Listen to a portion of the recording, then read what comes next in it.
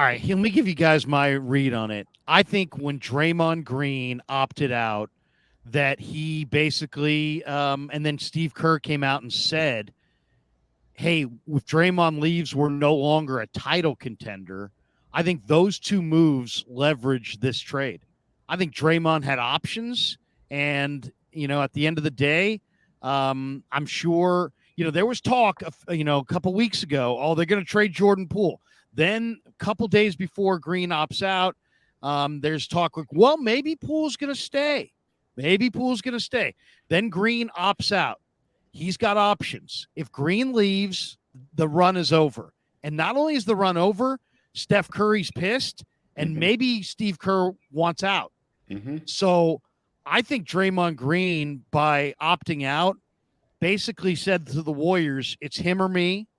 And then once Kerr told everybody that they're not a championship team in his mind, if Green leaves, then the Warriors had to acquiesce and they had to move Poole. And sadly, I think the Wizards knew this. In a fair trade, when you're trading a 38-year-old player for a 24-year-old player, I think that the team that's getting the 38-year-old player should have gotten the draft picks. But instead, the Wizards got the picks because the Wizards had the leverage. The Warriors didn't have any leverage once Draymond opted out. NBA circles, this is hot. This is big stakes, high stakes poker. These guys are sharks, man. Everybody knows the underlying truth, and the truth was that Green had options to leave, and he probably told them, "I ain't coming back if Jordan Poole's there." And then once Kerr said, "We don't have a chance to win without Draymond," the Warriors' hands were totally tied. They had to move Poole. Wizards knew it, and that's why they got picks. It should have been the Wizards giving the Warriors CP3 and their lottery pick for Poole, because Poole's 24 and Poole's got a future, and CP3's got a year left, 2 years left, maybe. But instead, the Warriors wind up giving picks. Now, I think tonight what we're also going to see, when I watched Draymond and Kerr on Draymond's podcast, and they were talking about basically Kuminga and Poole and saying they were, pouting and immature. I think the handwriting was on the wall right there for both those guys on the way out of Golden State. There's a report this morning that Indiana has interest in Jonathan Kuminga. I don't think there's, to me, I will not be surprised if the Warriors tonight trade Kuminga to the Pacers for the 7th pick in the draft and wind up taking either Hawkins from UConn or Grady Dick from Kansas, guys who know how to play, guys who have a defined skill set, guys who can shoot the basketball.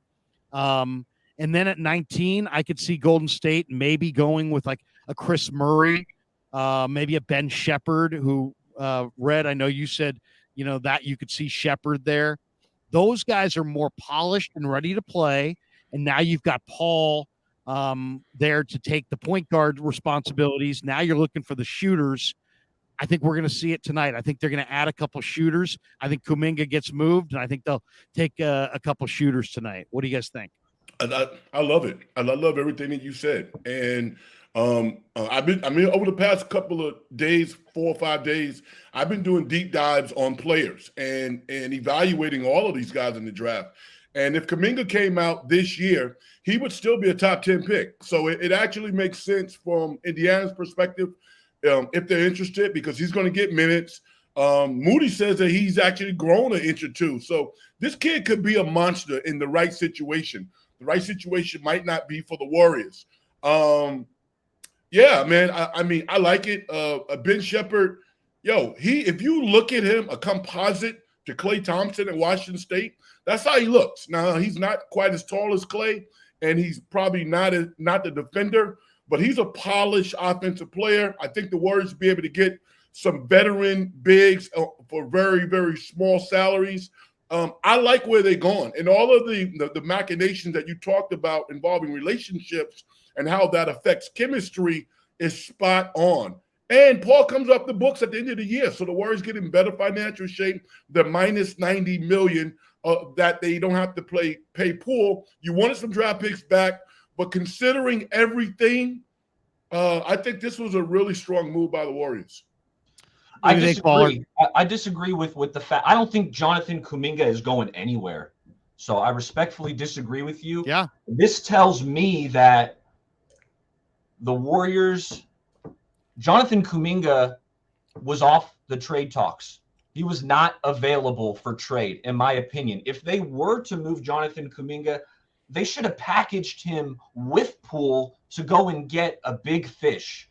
So in my opinion, this move, I think they're holding on to Kuminga. And in fact, if this Warriors team wants to win a championship next year, Jonathan Kuminga is going to have to be that player who's going to take a huge step forward. And I think he has the potential to do it. I think he can, not quite all-star potential next year, but further down the road, maybe 2-3 years down the road. But I think next year they're expecting a huge leap from Jonathan Kuminga. And I want to touch on the Poole trade with in regards to the draft compensation that the Warriors had to include to off Jordan Poole. I think, fellas, that Jordan Poole contract is bad. It is it was a bad decision to give it to him. It's a bad deal. So when you want to move a bad contract, you got to start attaching assets to it. It's the only way to do it. In addition to that, they had to move off the Jordan Poole money in order to give Draymond Green this extension that I think this kind of solidifies. They are going to give Draymond his extension, whether it's 3 years to line it up with Steph Curry, but they couldn't have Jordan Poole's 4-year contract on the books in order to bring back Draymond. So I have a bit of a different read. I think Jonathan Kuminga's here to stay, and they're expecting a huge leap from JK. I don't have a problem with that. I don't have a problem with Kuminga staying either. I think we all like Kuminga. I just think that when they talked about guys pouting and not being professional, they were talking about Poole and Kuminga. Mm-hmm. And I personally think that I agree with you. I mean, I think Kuminga's got the sky's the limit. I think he's got huge, huge potential. And I'd be deathly afraid to move him. But I think when Dunleavy came out, we want guys who know how to play basketball.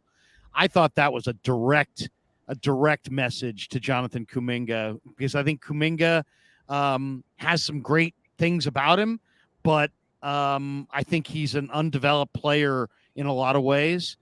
I wouldn't have a problem if they keep Kuminga, but I do get the sense that he's probably. I think they want more skill than he provides.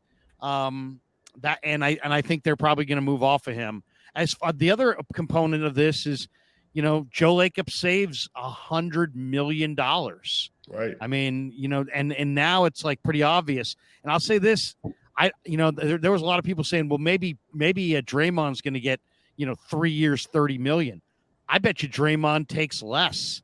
I bet you they get Draymond back now for less, because maybe Draymond said, hey, Joe, hey, look, you do this, you move off of Poole, you move off of, Kuminga, you go with some guys who can help us win this year, and I'll give you that haircut. I'll come back for 25 for 3. I'll take 3 years at 75 instead of 3 years at 90. And in essence, when you factor in the penalties and the luxury tax, repeater tax, and all that, going from 90 to 75 on a 3-year deal probably saves Joe another $100 million. Think about this. We're talking about huge savings for Joe if he can get Draymond to come in for less and come back and get off of the Poole money. But I mean, they signed Poole to this contract, so I mean, this is not a good way to do business. Sign a contract and then trade the guy at a loss the next year and attach draft picks. I mean, that is not light years ahead of the rest of the league. You cannot sit here and pretend that you're so smart and you're smarter than everybody when you're signing guys to multi-million-dollar deals and attaching draft pick compensation to get off of those deals less than a calendar year later. Yeah, they panicked. And now this scenario could have gotten ugly, though, real ugly, because I think the Warriors were able to handle it in-house by just signing this deal that no one thinks they should have signed. But can you imagine, because there was talk about Poole's family and everything else and being an HR issue, this thing could have gotten really, really ugly. So I think that they panicked a little bit and they made the move that they regretted almost immediately after signing him to the contract. The other point I want to make is, you know what, this might open up an opportunity for Clay to renegotiate his $43 million deal. If he takes $13 million off and he re-signs for 3 for 90, then it kind of changes the whole financial fabric of the Golden State Warriors. So we don't really know what their situation is going to be until maybe a couple of weeks from now. Yeah, I think what we're going to see is they're going to be in a better spot financially, and they're going to, at the end of this draft, I think they're going to be in a much better spot financially. They're still going to have young players, but they're going to have more skilled guys. Like if you tell me I can have Jordan Hawkins or Jordan Poole, I'd rather have Jordan Hawkins at his rookie deal than have Jordan Poole. And there's a lot of really interesting two guards that are going to be available. I think Ben Shepherd is a lock to be available for them at 19. And I think Shepherd has got I think he's ready to play. He's a senior, but he's also young. You know, the Warriors want youth, but they also want guys who know how to play. Shepherd's that unique player in that he's a senior, but I think he's only 21. Mm-hmm. So he's a developed, defined player who went to Chicago and really showed a lot. And then the other thing is Kuminga, there's a market for Kuminga. And I think you could, what if Dallas was willing to give you JaVale McGee and the 10th pick for Kuminga? Now you're adding some size up front behind Looney in a guy that and you're getting a guy maybe like Grady Dick or Jordan Hawkins. That might not be bad. I could definitely see that going tonight as well. I think Dallas, I think Indiana, I think Orlando, I think Utah. I think all these teams might have more interest in Jonathan Kuminga than taking a swing in the lottery. And if the Warriors really like Hawkins or Grady Dick, I mean, I center on those two guys because now that you got Chris Paul, I think you're looking for shooting. And Grady Dick's a great shooter. He might be the best shooter in the draft. Jordan Hawkins coming off a screen is a terrific shooter. I mean, this is one of the best shooters. He's got a smooth shot and he's ready to play. And if you could add one of those two guys up front and then maybe a guy like a JaVale McGee in a trade, and then maybe a guy like Ben Shepherd at 19 and Chris Paul, I think you're actually quite a bit better. I really do.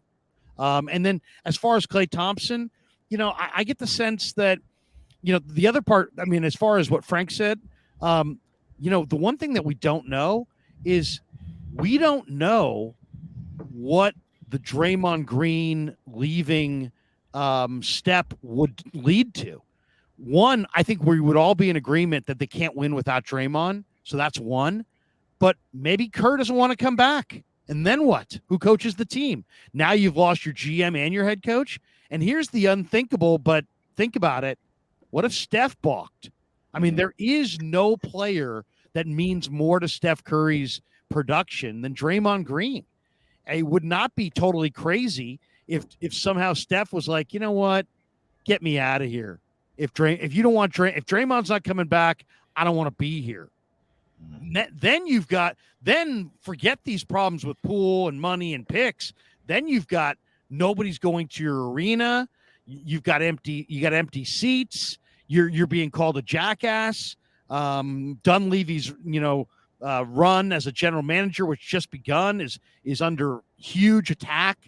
I know that sounds crazy, but this is high stakes poker, and guys who have power typically get what they want.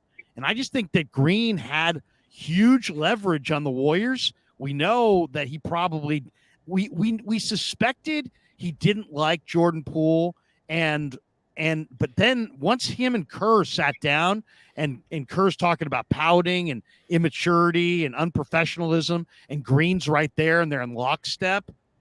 At that point, I thought it was a wrap on Poole and a wrap on Kuminga. Now, Poole had the money attached, so Joe was passionate about that. I think Kuminga, they're more open-minded to, keeping because he does have so much potential. But I think they're going to move off of him tonight, too. I really do. I want to ask you guys something. Do you guys agree that this Chris Paul trade, it makes the Warriors better next year, just at a face level? Are they a better team next year with Chris Paul in place of Jordan Poole? Absolutely. No question about it. I'd say yes, because I don't think Draymond Green was going to come back if they didn't make the trade.